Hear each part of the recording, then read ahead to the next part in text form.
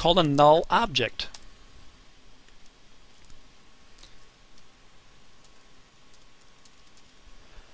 And he just doesn't do anything.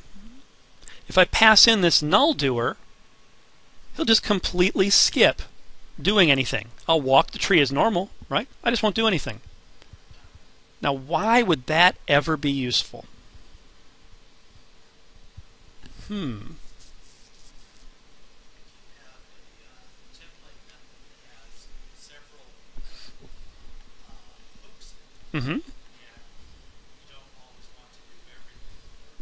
So if you have a template method that has a bunch of hooks, more than one hook, and you don't want to have to do, all of them, maybe one of them is optional, you just pass in a stub for it, pass in a null object.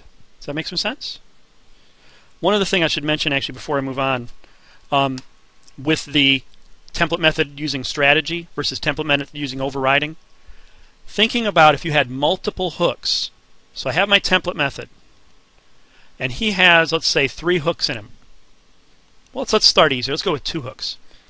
And let's say that there's 2 different ways to do each of those 2 things.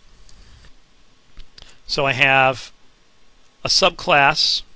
We'll create one subclass here, tm1, who's going to have method A does version 1, method B does version 1. Then I have template method 2. Method A does version 1, method B does version 2. Then I have template method 3. Method A does version 2, B does version 1.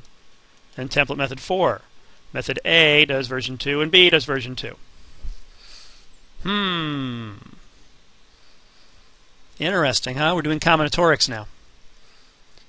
This starts blowing up a lot, doesn't it?